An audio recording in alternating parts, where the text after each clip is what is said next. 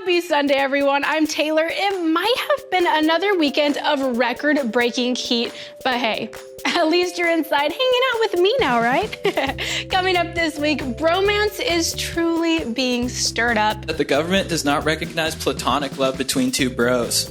You're gonna meet the hairiest of hairy dogs. A cross between a dog and a cowardly lion. Plus, we are Sherlock Holmesing the meaning of those scalloped edges on Ritz crackers. Dun, dun, dun! You ever wonder why these crackers have these ridges on them? So let's get right to it. It's time for the Weekly Rundown. We found love in a hopeless place. We found love in a hopeless place. We found love in a hopeless place. We found love in a hopeless place. Thank you. We'll be at the Cosmo pool after this if any of you dudes want to cruise and kick it. Thank you guys so much. Now, this is a plea for acceptable bromance. A pair of social media pranksters crashed a city council meeting this week. Their names are Chad and JT, go figure.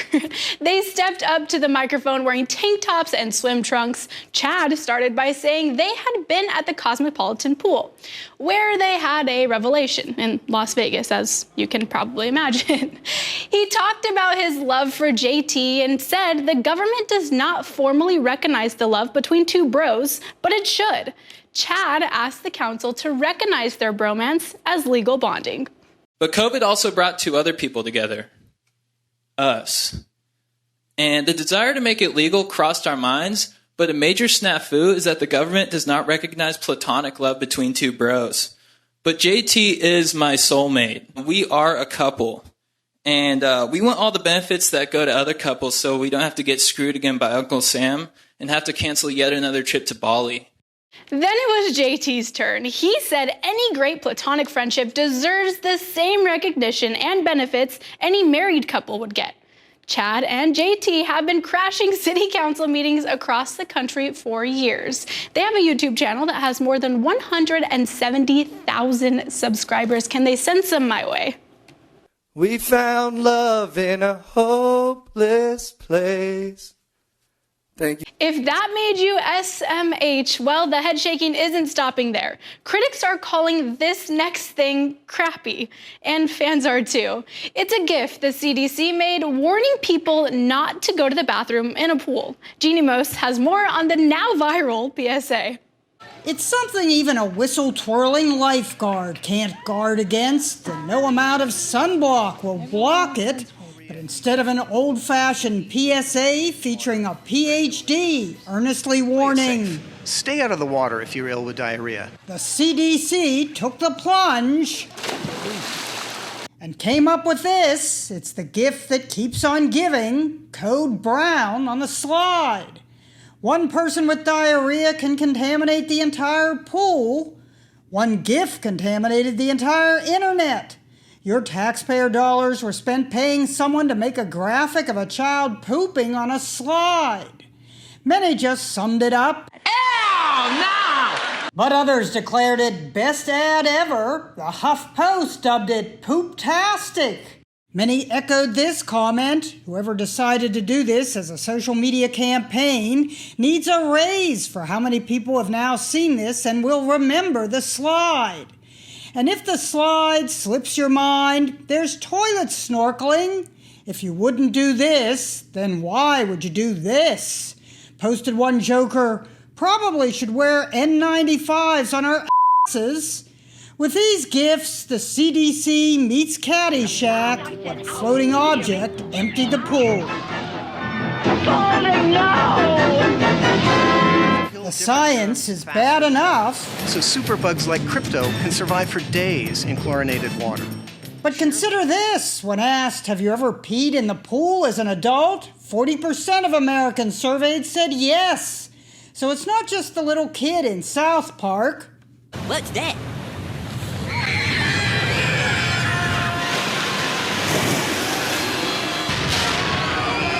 For some, the CDC warnings may seem obvious. No responded one comedian, but no amount of splashing will wash away these images. I guess the CDC got the attention they wanted, right? Switching gears, have you ever wondered why Ritz crackers have scalloped edges? Okay, no. But now that TikTok mentioned it, it's a question being explored on social media.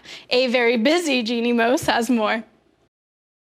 It's the kind of question only a cracker lover would ask. You ever wonder why these crackers have these ridges on them? Me neither, but others have. What people think the edges on Ritz crackers are for.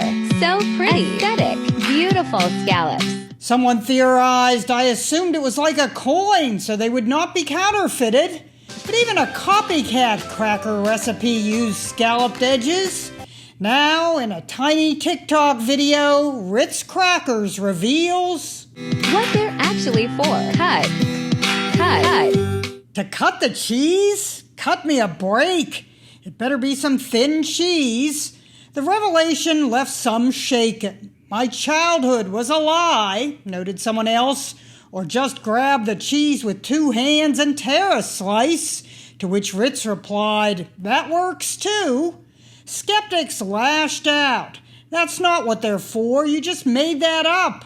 The cracker maker responded, but we're Ritz, we're allowed to.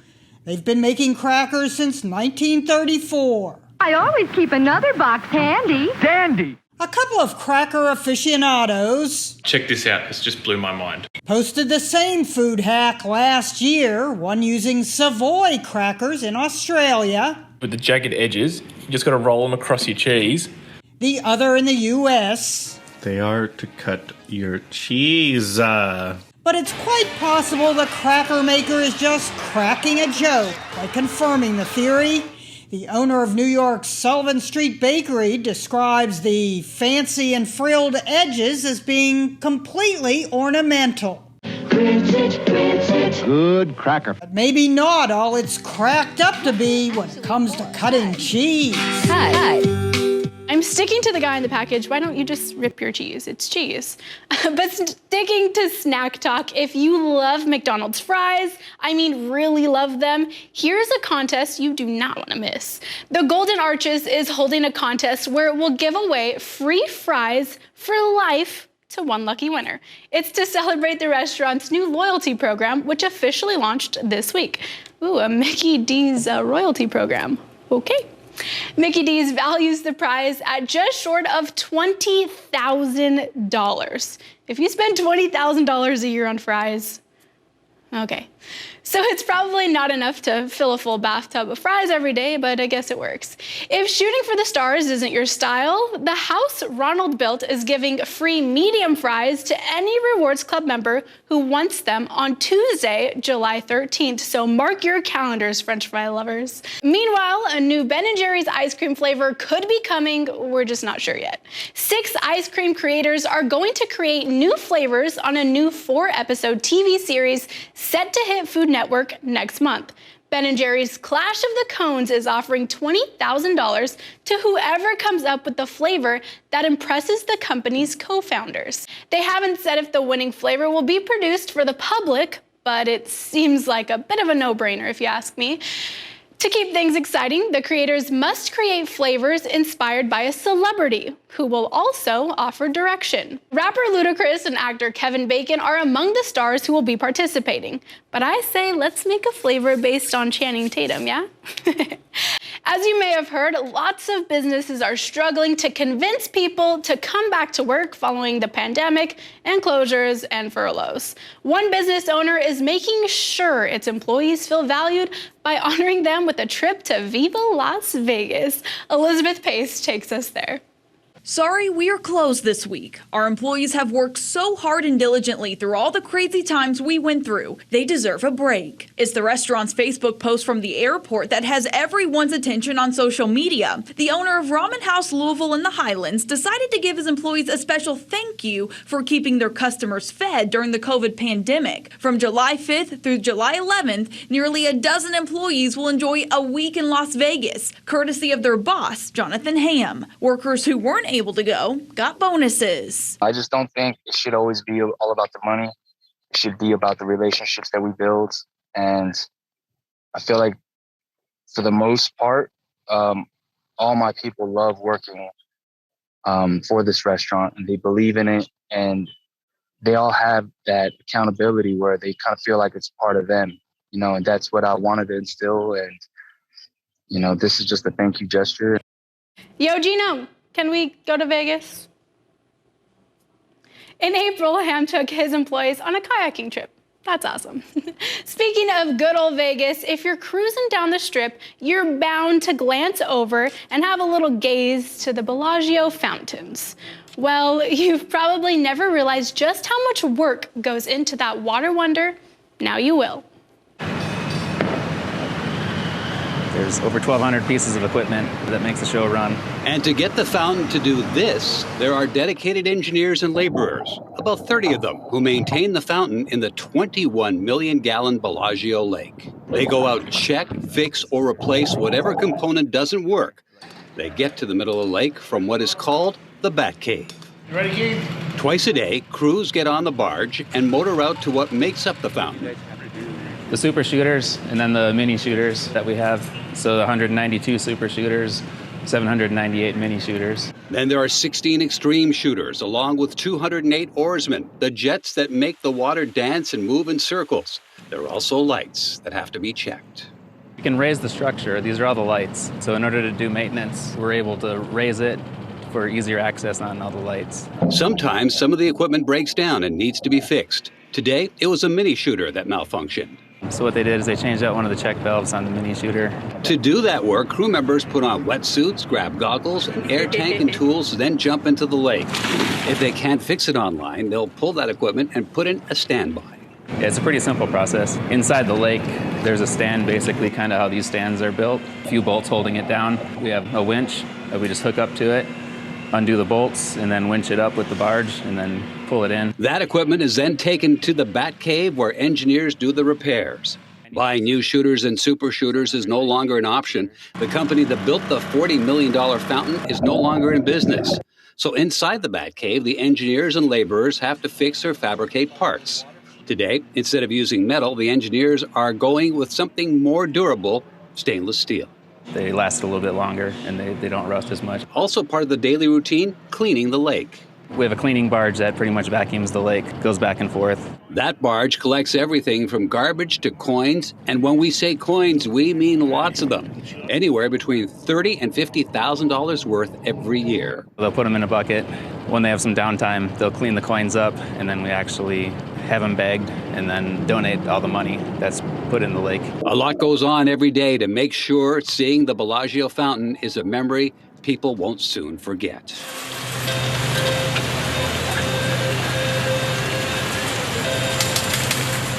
Some of those crew members have been working the fountain since it first went into operation. At one time, the Bellagio fountain was the largest in the world. Isn't that neat? Coming up, a local woman meets her brother for the very first time thanks to a DNA test. But it's far more special and meaningful than just that. I'll have this story out of Rancho Mirage in just 2 minutes when the Weekly Rundown returns.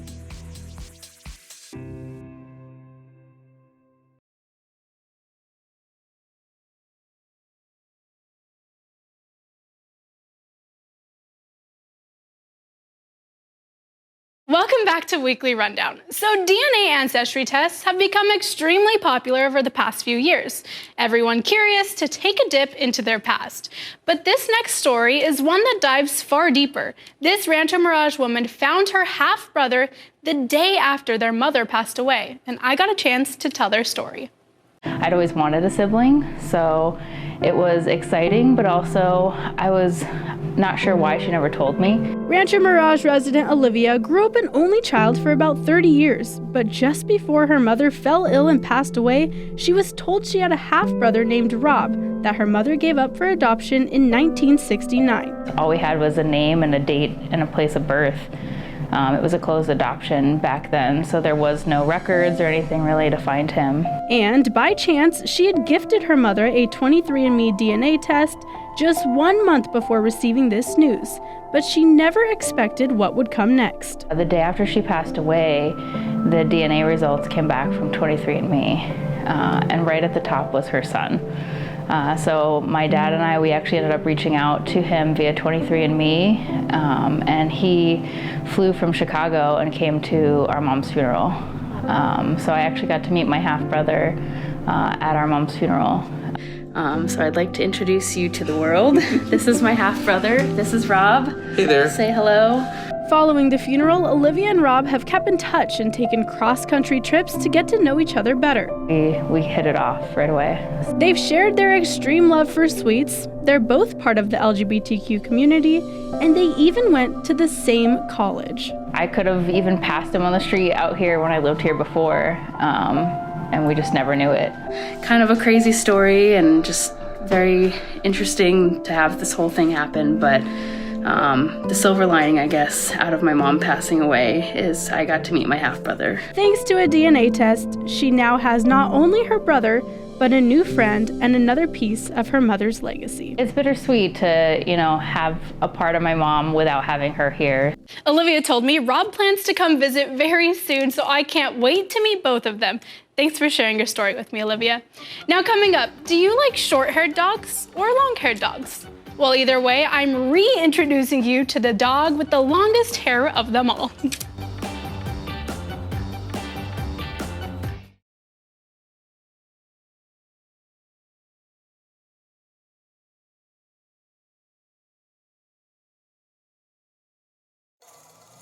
Welcome back to Weekly Rundown. Who could forget the hairiest dog? He went viral last month.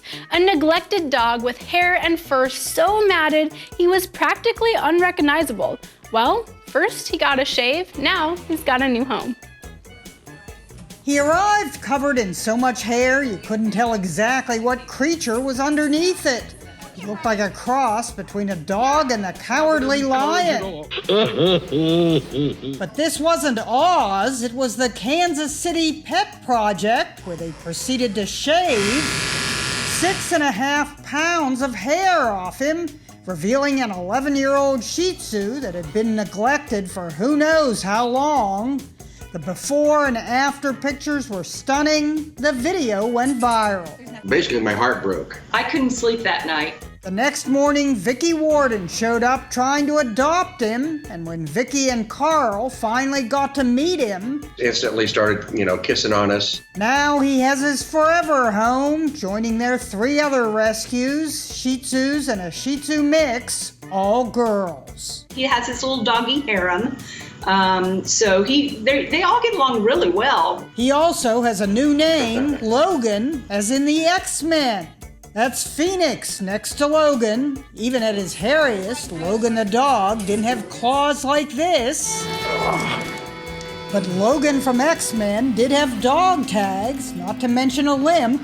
Logan the Shih Tzu still has a minor issue with his gait from carrying the weight of all that hair, and now he's developed a breathing problem, despite whatever neglect he endured. He's really chill. His favorite place to hang out and sleep is in Carl's closet.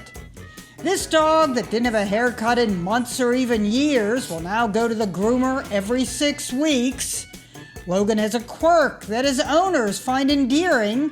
It's how he wags his tail, probably due to how the hair weighed on it, instead of going back and forth. So he basically wags one way. But it wags a lot. We're hoping this is a tale with a happy ending. Aw, such a cute little thing. Coming up, school might be out for summer, but some students and teachers are still hard at work. Stay tuned. I'll see you in 2.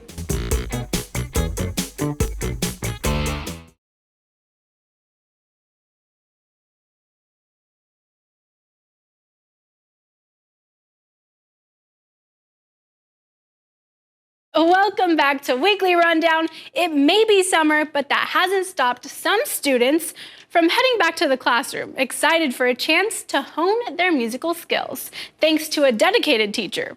And now, that instructor is up for a big award, a shot at heading to the Grammys next year. Noelle Walker brings us that story from band camp. 30 seconds tune individually. That's it.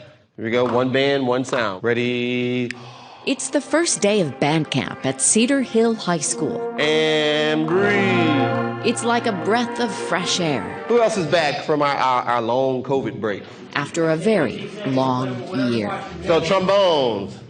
There's a lot to catch up on.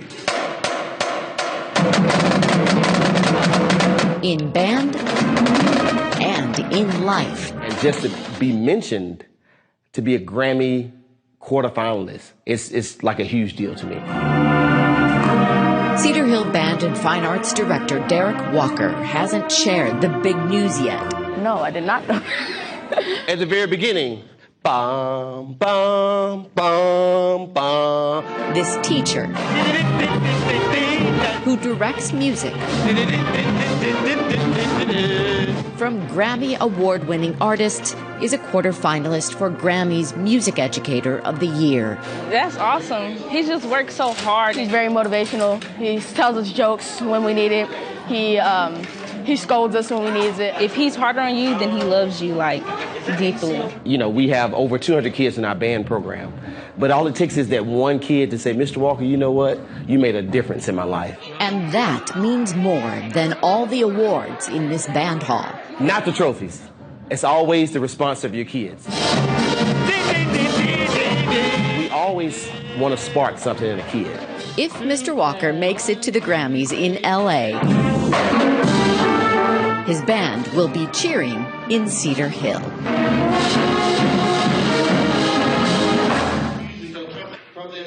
The story was about Mr. Walker, but he wanted to brag about his senior band members who collected $2.5 million in scholarships.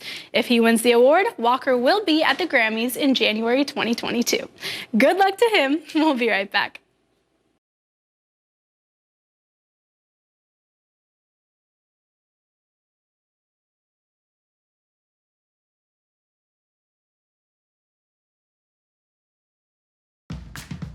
Well, that's all I have for you today, but don't forget to chat with me on social media or send me any cool stories you might have and would like to see right here on Weekly Rundown. I love local stories, especially when they come directly from all of you.